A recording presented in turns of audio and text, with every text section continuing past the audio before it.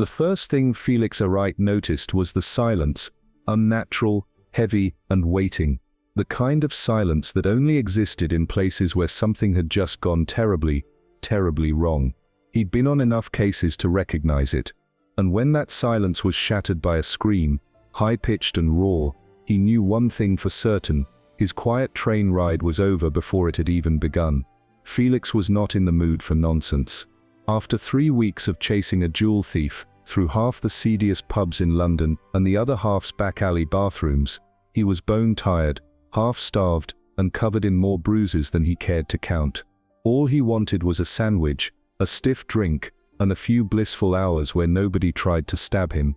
That's why the Belford Express had seemed like the perfect escape: luxurious, elegant, and most importantly, knife-free.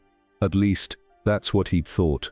As he boarded the midnight train, the porter took one look at him, at the worn trench coat, the slight 5 o'clock shadow, the general "I've seen things" expression etched onto his face, and wrinkled his nose in barely concealed judgment. "First class, sir?" the porter asked skeptically, as if Felix had wandered aboard by accident. Felix tipped his hat.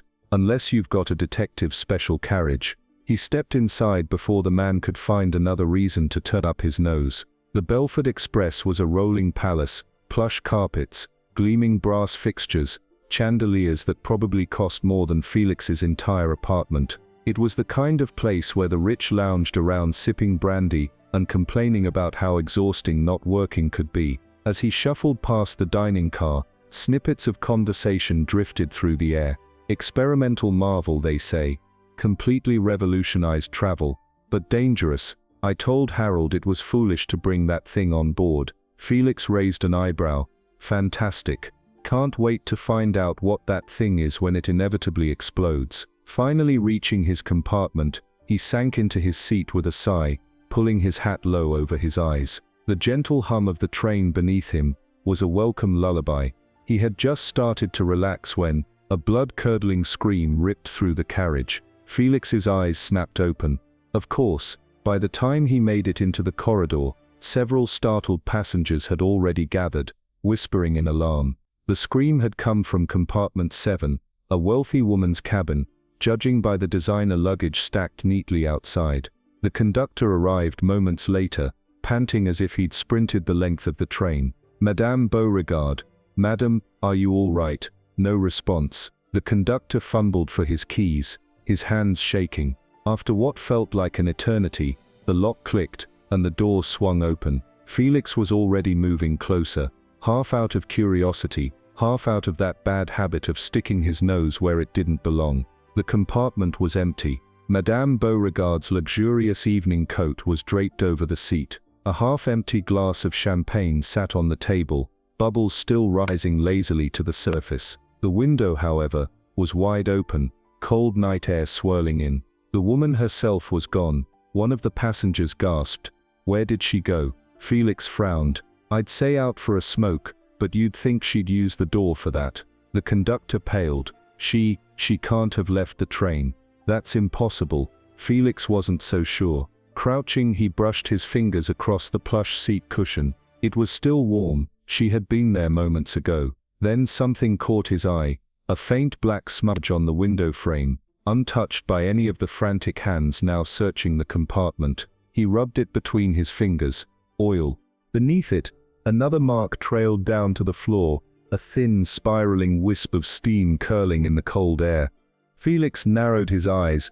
He didn't believe in ghosts, but he did believe in people with strange, overly complicated plans. And this felt like someone's idea of fun. The guests with the usual "these things happen" speech. But Felix wasn't buying it. Vanishing women, mysterious soate, and just enough steam to make things weird. His relaxation plans were officially over. Felix tugged his coat tighter and smirked to himself. Looks like I'm not getting that sandwich after all. Felix Arkwright wasn't the type to believe in ghosts. He was more of a "people are terrible enough without the supernatural" kind of guy. But after Madame Bard's magical disappearing act, he wasn't ruling anything out by the time Felix stepped into the dining car. The next morning, the entire train was buzzing, and not from the coffee passengers, huddled in tight groups, whispering dramatically, like they were auditioning for a murder mystery play.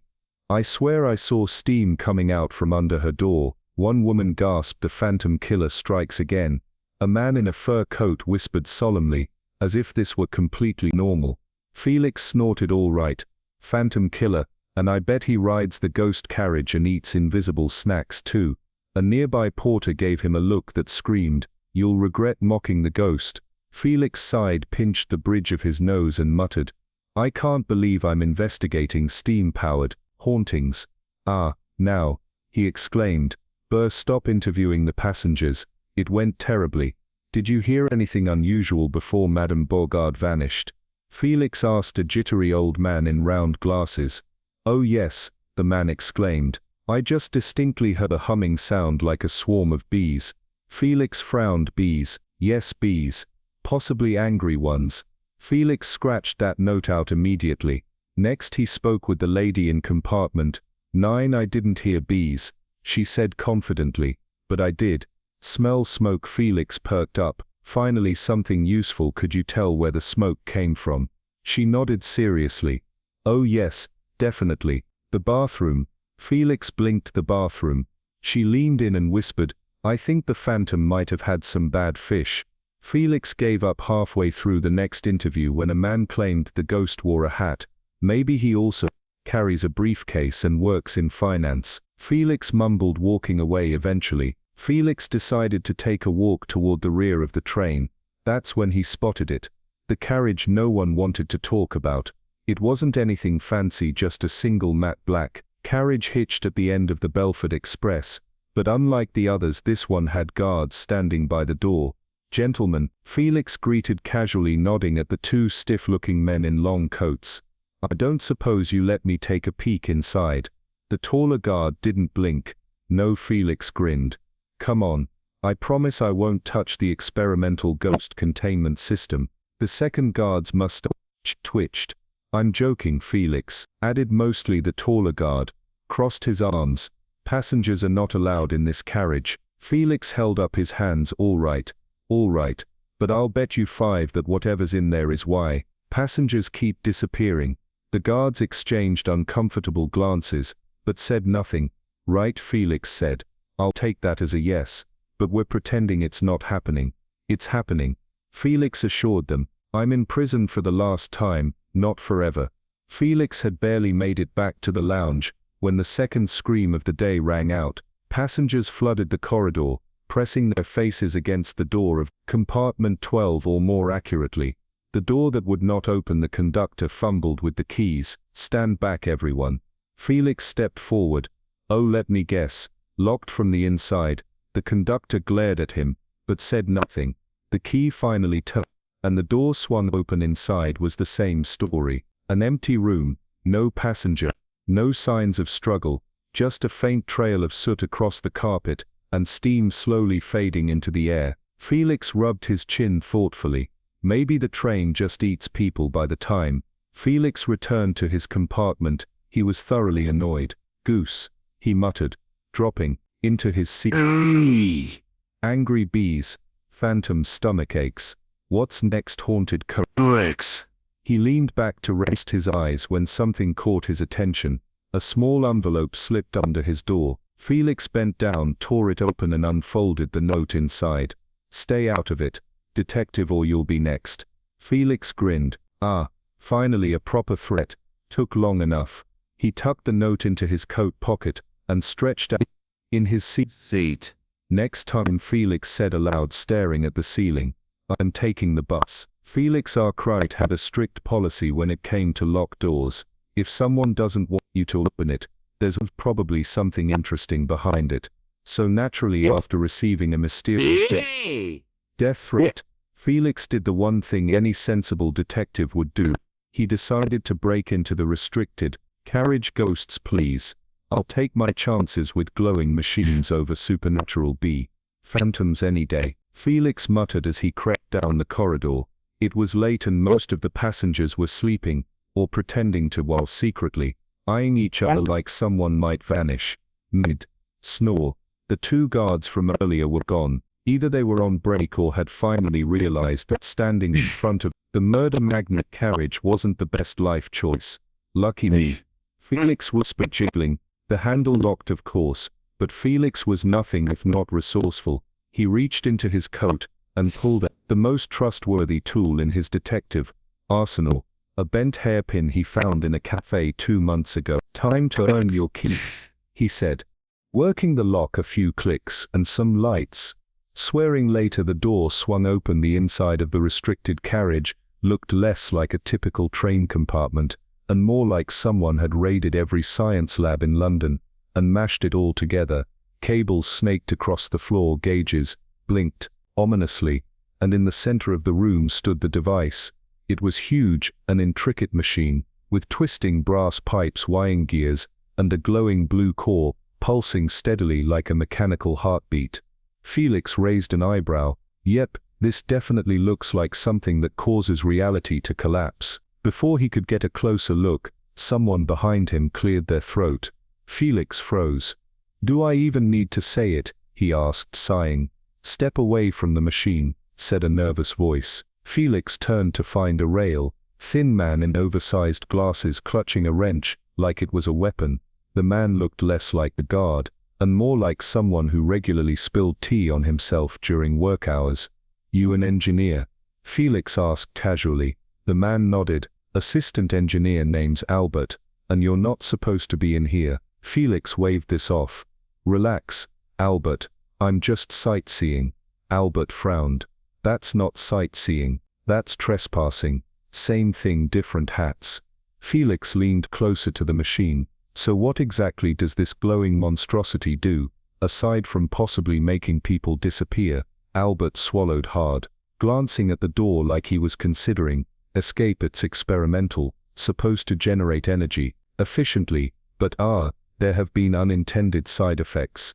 Felix's eyes narrowed. Side effects, like vaporizing passengers and leaving behind steam handprints. Albert paled. I never said that you didn't have to. Albert, your face did all the heavy lifting. Felix crouched beside the machine, inspecting the pulsing blue core. It was oddly mesmerizing. For a moment he swore he saw the faint outline of a hand pressed against the inside of the glass. Nope, Felix said, standing up immediately. Nope, nope, and nope. Albert looked even more panicked. Look, Albert whispered, lowering his voice. Some of us, we've tried to shut it down, but not everyone agrees. Felix leaned in. Let me guess, the rich guys on board. Albert nodded.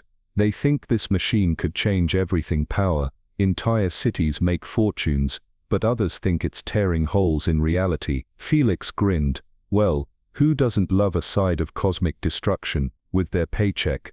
Albert sighed. You're not taking this seriously. Oh no, I am. Felix replied. I just cope with humor. It's that or screaming after promising Albert he wouldn't touch any buttons. Felix almost meant he left the carriage carefully, locking the door behind him. As he walked down the corridor, he paused outside the smoking car. Low voices drifted through the half-open door. The machine is working exactly as planned. One voice said.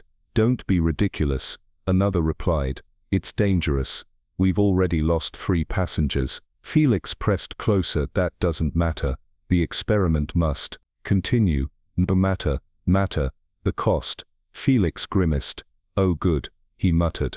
They've reached the ignore, the casualty stage. Always a fun sign.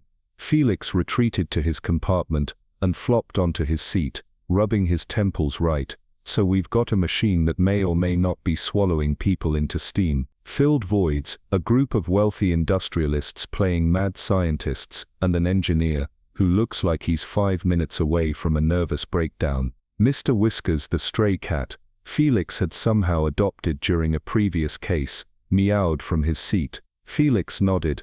Exactly. It's all perfectly normal. But despite the sarcasm, Felix knew something was brewing, and if he wasn't careful, he'd be the next one, leaving nothing behind but steam and a handprint. Felix Arkwright was starting to think the Belford Express was less of a luxury train and more of a traveling horror show. But by the time the 3rd passenger vanished, The dining car felt like the set of a ghost story audition. People whispered over their tea, jumped at their own reflections, and eyed their luggage, as if the suitcases might also mysteriously disappear. Felix had officially heard it all, from steam monsters to vengeful train spirits. Detective, one woman whispered, as he passed her table. I saw him, the phantom. He emerged from the steam, and floated down the corridor. Felix stopped. Floated. She nodded, furiously. Yes, no footsteps, just steam. In floating, Felix frowned. Right. I'll add that to my list of horrifying things to think about at night. The latest disappearance had passengers on edge. This time, it was Mr. Lancaster, a wealthy businessman, who had loudly insisted ghosts weren't real, right, before he disappeared from his locked compartment. Naturally, this meant that Felix was now stuck investigating ghosts, despite the fact that he firmly believed the only spirits haunting trains were in the bar. Felix leaned against the compartment door, where Mr. Lancaster had last been seen. Okay, so the phantom can float, emerge from steam, and pick off passengers. Like it's shopping for groceries. The only problem, there wasn't a single clue to work with. No broken locks, no footprints, just more soot and steam. Guess I'll have to catch the phantom in the ACT. Felix muttered, cracking his knuckles. We've been dating since yesterday afternoon. Felix wasn't exactly known for his patience, but he was determined to stay up and catch whatever was responsible for the disappearing passengers, ghost or not. By 11:30 p.m., he had stationed himself outside the first-class compartments, leaning casually against the wall, But pretending to read a newspaper. The porter passed by, raising an eyebrow. You've been standing there for an hour, sir. Felix grinned. I enjoy walls, very interesting things. Walls. The porter sighed, and kept moving. As the minutes ticked closer to midnight, Felix's eyes drifted to the far end of the corridor, near the restricted carriage, where the glow-eye in the don't disaster machine hummed softly. At precisely 11:57 p.m., the corridor grew unnaturally cold. Felix's breath curled in the air, and the faint hiss of steam crept from beneath one of the compartment doors. Then he saw it, a shadowy figure barely visible through the swirling steam, emerged from the direction of the experimental carriage bell. Would you look at that? A ghost who apparently didn't read the part where I'm not supposed to believe in him. The figure glided silently down the corridor, passing Felix without so much as a glance. Felix took a step forward. Excuse me, sir, got a ticket? The figure paused, peed just for a moment, then like smoke in the wind, it vanished. Felix stood there staring at the empty hallway, brilliant, floating and rude. As Felix turned to head back, something glimmered on the floor beneath the lantern light, a small brass gear. Felix crouched down, picking it up. The gear was oddly shaped with sharp edges and faint markings that matched the intricate designs he'd seen on the experimental device. Ah, Felix murmured, I'm no engineer, but I'm guessing this shouldn't just fall off. Turning the gear over in his hand, he frowned. Something was wrong. He could feel it. Felix marched straight to Albert, the nervous engineer's cabin, knocking loudly when the door opened. Albert squinted at him, blur-eyed and clutching a cup of tea, like his life depended on it. It's midnight, Albert groaned. What do you want? Felix tossed the gear into his hand. Congratulations, Albert. I think your little science project is falling. Albert's eyes widened as he examined the gear. His face drained of color. Where did you get this? Oh, you know, just picked it up after the floating steam ghost wandered by. Albert stared at him, clearly questioning all his life choices. Felix crossed his arms. What's this thing actually doing, Albert? Because I don't think this is just a fancy power generator. Albert opened his mouth, then closed it again. Felix leaned closer. I like my body in one piece, so whatever that device is doing, you'd better spill it before. The whole train becomes a haunted theme park. Albert swallowed hard. It's supposed to work.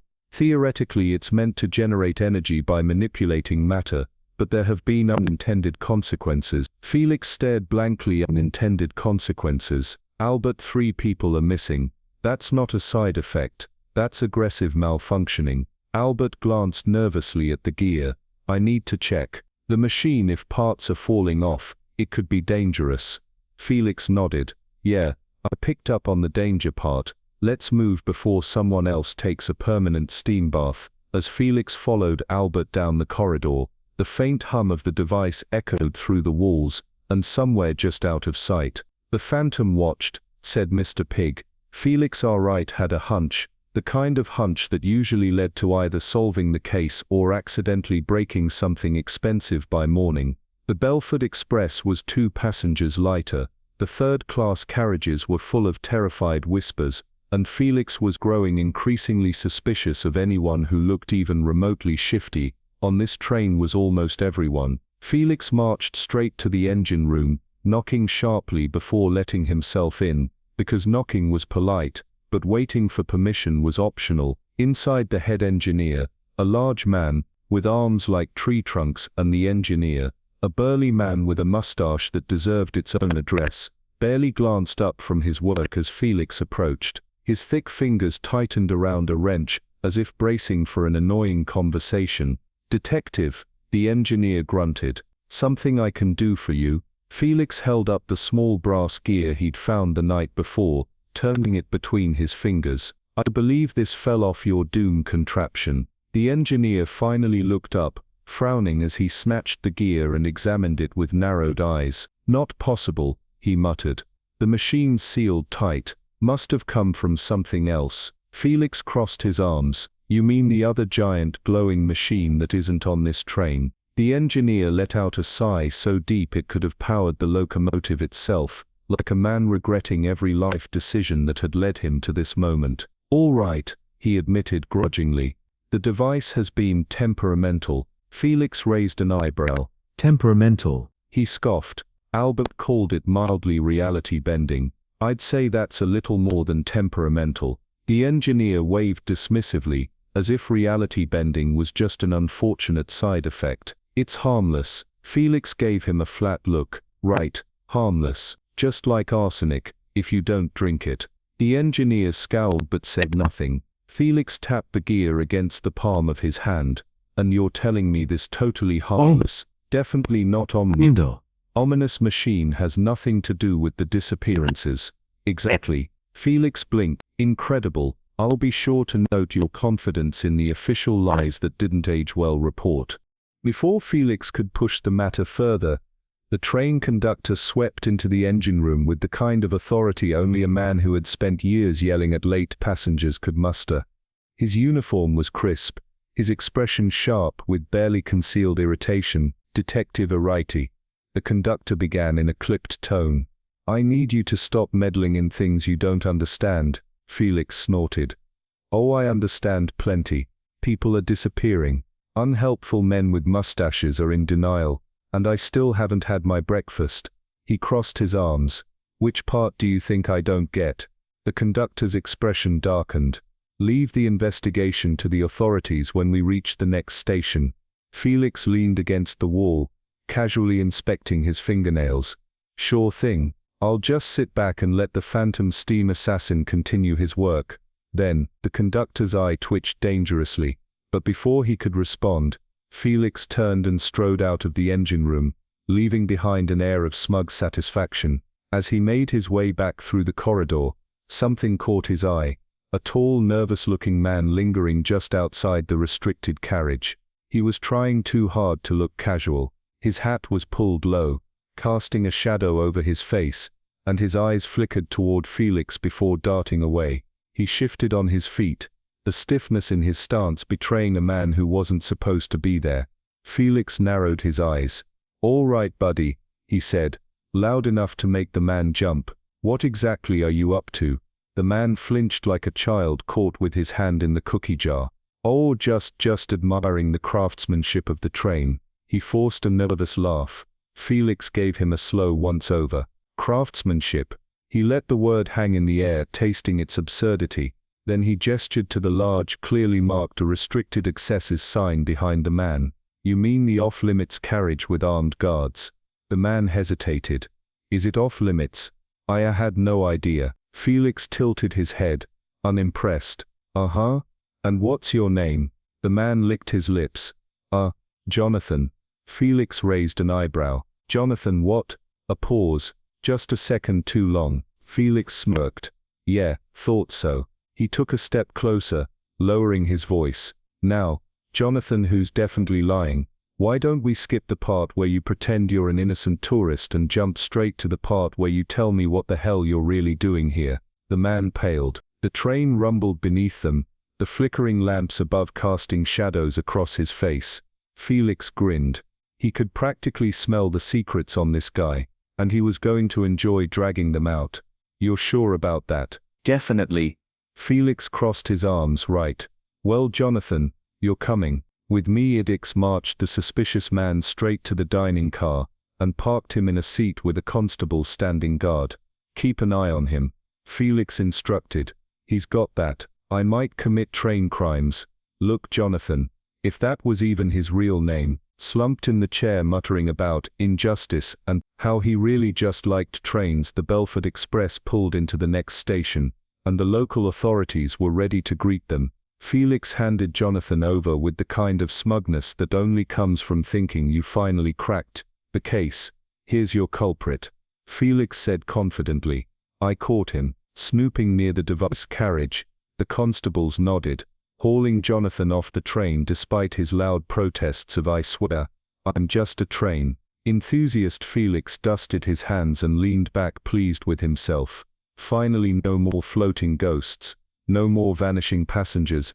Everything was back to normal. Later that evening, Felix returned to his compartment, ready to enjoy the sandwich he had been deprived of for 2 days. He took one bite, and then he heard another scream. Felix groaned mid-chew, reluctantly getting to his feet. By the time he reached the corridor, a crowd had gathered around. Compartment 40. Unlock, the porter said, fumbling with the keys. Felix rubbed his forehead. Is it always locked? The door finally swung open. The room was empty, and sitting neatly on the seat was a single clock hand.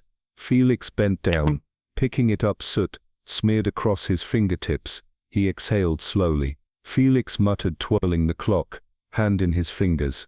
I suppose Jonathan wasn't the floating steam ghost, after all. The passenger gasped.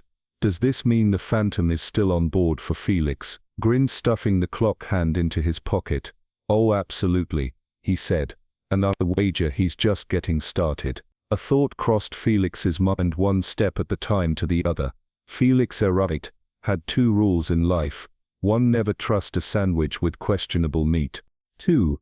If mysterious figures start appearing out of steam, it's time to stop asking questions and start punching tonight. He was counting on rule 2. Felix sat slouched on a bench just outside the restricted carriage, arms crossed, pretending to nap. His plan was simple: lurk by the ominous glowing machine, until the phantom decided to show up for his midnight haunting. Nothing like a ghost stakeout to end the day. Felix mumbled, tipping his hat lower over his eyes. The train rumbled quietly along the tracks, the rhythm clatter of wheels doing nothing to calm his nerves. He had arrested one guy for no reason, and the disappearances kept happening. If this trend continued, he was going to start detaining passengers for reading suspiciously. Each, he said, when the train hurried on. It's too late for that. Everything was peaceful until 1:23 a.m. That's when the train decided to slam on the brakes with the grace of a panicked elephant. Felix was immediately thrown forward, his face narrowly missing a coat rack. Passengers screamed down the corridor as luggage tumbled from shelves. Lovely, Felix grunted, steadying himself. Something even less pleasant happened. Something even less pleasant happened. A cloaked figure appeared at the end of the hall. Felix squinted. Oh no, not this guy again. The figure moved quickly, gliding toward him with far too much I am the villain energy for Felix liking, right? Felix muttered, time to follow rule again. In essence, I was in reality, I am glamorous voice. Little face, spot of genius to look at. Felix lunged forward, ready to tackle the groaned, clutching his side. You hit like a train, which ironically is already trying to kill me. The phantom didn't respond. Apparently ghosts didn't care for small talk. Instead, the figure turned and vanished straight into the engine room. Felix tried to follow, but his legs decided otherwise. The corridor spun, everything blurred, and the last thing Felix saw before everything went dark was Steve curling beneath the locked engine room door. Felix woke to the unpleasant sensation of someone slapping his face. It was Albert, the assistant engineer detective. "Wake up, Albert," hissed, giving him another slap for good measure. Felix groaned. "I'm up. Stop treating my face like a drum." Albert helped him sit up. Felix's head throbbed, and somewhere in the back of his mind, his detective instincts whispered, "You probably should have ducked." As Felix blinked, his eyes landed on something burned into the wall behind him, arched into the wood in long jagged letters with the words, "You can't stop what's already begun." Felix frowned. "That's unsettling, and unnecessarily dramatic." Albert's eyes darted nervously between Felix and the message. Who did that?" Felix rubbed the back of his head. "Oh, just your average train ghost with a flair for graffiti." Albert did not find this funny. Ilk stumbled to his feet, wincing. "All right. Where's the conductor? I need to have a very serious conversation about why I got punched by a ghost." Albert shifted awkwardly. About that. But there's another problem." Felix paused mid-step. "Bigger than ghost attacks." Albert hesitated. "The train, it's speeding up, and we can't stop it." Felix stared at him, looked, but no, he's coming. He slowed and bed, "And we can't stop it, and we can't stop it." Felix felt himself back into the present rapidly. Albert swallowed nervously. "We've lost control. The device is somehow feeding into the engine. It's accelerating on its own." Felix sighed and pinched the bridge of his nose. "So let me get this straight. Not only do we have a phantom steam assassin on board, but now, the train is speeding into oblivion." Albert nodded grimly. Felix shook his head. "Great. I always wanted my obituary to read great. I always wanted my obituary to read punctured by a ghost, died on a runaway train." "Come on, Albert. Let's see if we can stop this thing before it launches us into next week." Albert's face paled. "You're going into the engine room? After what happened?" Felix smirked. "Oh, absolutely. Someone's got to tell the ghost to stop punching people, and read a safety manual." Felix Arkwright had been punched by a steam ghost, nearly knocked unconscious, and was currently riding a train that had decided speed limits were optional. Frankly, he was having a terrible evening. As Felix and Albert approached the engine room, steam hissed through the cracks in the door, like the world's most aggressive tea kettle. Felix gave Albert a sideways glance. "How confident are you that this thing won't explode the moment I open the door?" Albert shrugged. "About 20%. Felix sighed. "Oh, fantastic, great odds." Felix shoved the door open. "Exercise," he yelled, following Seamus's gaze to see his boyfriend swimming out of the window. The engine room was a sea of chaos. Steam billowed from the experimental device, glowing faintly with a suspicious blue light. Gears spun wildly, and the floor vibrated like the train itself was trying to tap dance. In the middle of it all stood the head engineer, sleeves rolled up, face dripping with sweat, and eyes full of "Yes, I probably should have told someone about this sooner." Felix pointed dramatically. "All right," explained, "before I start unplugging things at random." The head engineer sighed, wiping his forehead with an oily rag. "You wouldn't understand, detective. It's complicated." Felix crossed his arms. "Try me. I once solved a case involving a duck, stolen diamond, and a very angry butler. My bar for complicated is pretty high." The engineer hesitated, but the train leapt forward violently, reminding everyone that time was running out. The general sighed, turning around. He asked Felix, Device. "It's not for generating energy." Albert gasped. But "Thought it's teleportation."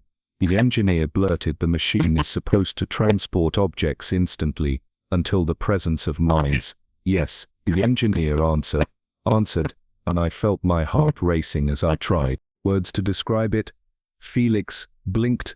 Teleportation on a train. What were you hoping to do?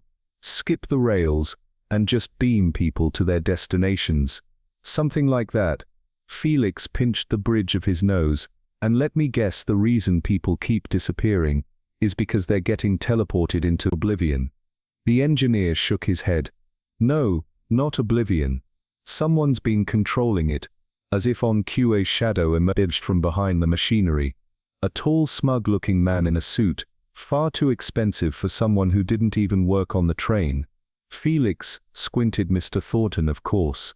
It's you, Thornton, one of the wealthier industrialists on board. Smirked Detective Arkwright. I wondered how long it would take you to figure it out. Ha! Felix pointed accusingly. You're the floating steam ghost, aren't you? Thornton chuckled. Please, I've just been using the machine teleporting around the train, but I can see how that might have spooked a few people. Albert's jaw dropped.